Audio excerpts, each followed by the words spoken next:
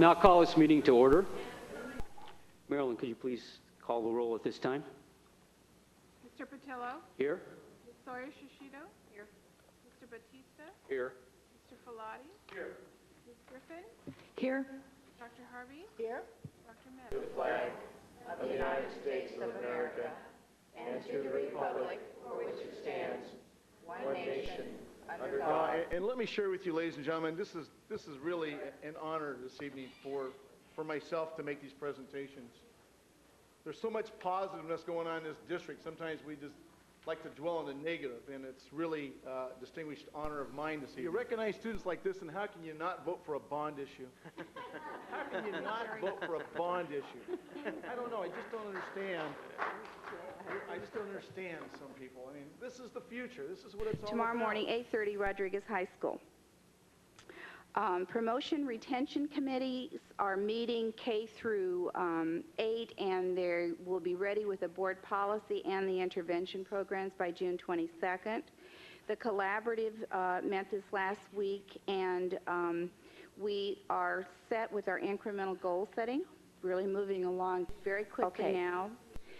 The other thing that the board will notice on your agenda is that this is the month when we honor our classified employees, our administrators, and our teachers. And in honor of that, I wanted to show you what it is that we have bought for, and we bought for the first time. Everyone's getting the same what we're trying to do as a district, all the employee groups working together, and it goes like this.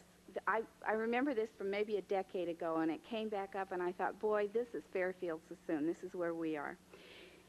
It talks about the lessons that we can all learn from geese as they fly in V formation and herald the coming of winter and a sign of spring. And it says, not only is this a marvelous sight, but there are some remarkable lessons that we can learn from the flight of the geese, because they do have significance. Number one, as each goose flaps its wings, it creates an uplift for others behind it.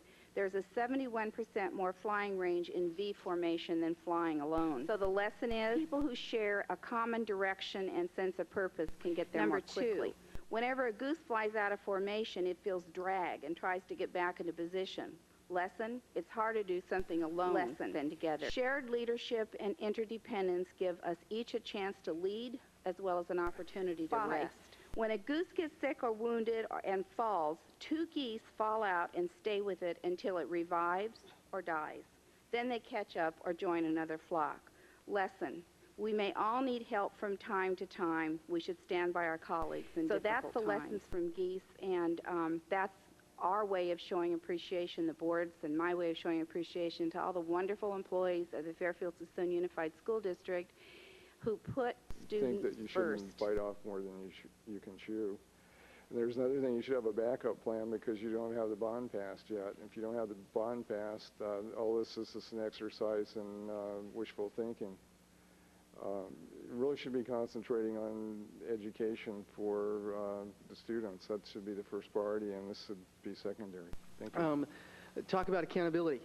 We talked about accountability mission statements the other day at the Curriculum Audit Committee. If I had to reduce the mission statement to one word, it would be accountability. Second. Motion has... We need to hold a public hearing first. You have to hold a public hearing. Okay. Okay. Public hearing is now open. Are Public hearing is able to closed. accomplish the high standards that we want for our teaching profession, and that we hope will affect student learning, which is ultimately, of course, our purpose in being here. But since student achievement is our primary goal, sensitive, intelligent people who have a commitment to do better than has been done. We need help. We want everybody's help. The next speaker is Mr. Ken Baxter.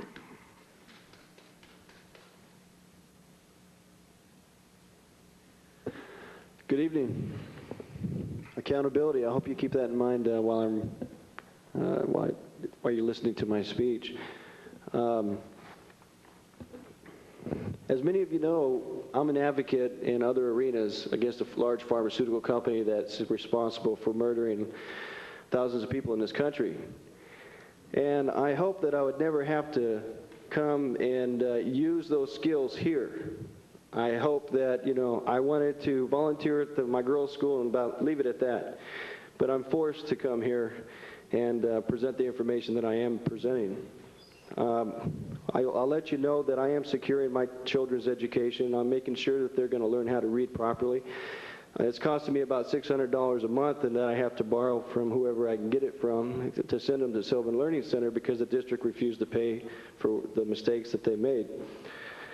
I never thought I'd be forced to go public about the problems of my children's school.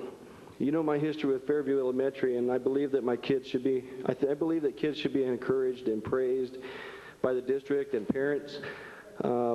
But I don't believe in ignoring kids with problems and promoting them when they cannot read. Why has the district promoted children who can't read? Why do you allow teachers at Fairfield Elementary to, without reason, exclude parent volunteers and even go as far as lying about it, as with Ms. Aguilar?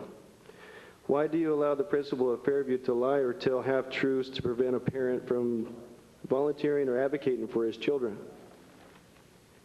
Why do you allow a director of administrative services to accuse a parent of excessive volunteering and then use that to prevent a parent's involvement in class without any real explanation, as in with Mr. Thomas Chalk? Why do you allow your superintendent and principal and 2 teachers at Fairview Elementary to go months, even years, without addressing concerns or responding to letters of a concerned parent? What is your role in this community? Where is the accountability for the actions of your public employees? Instead of accountability, there has been much to the delay. Many concerns have been demonized as complaining and troublemaking. Why don't you respond?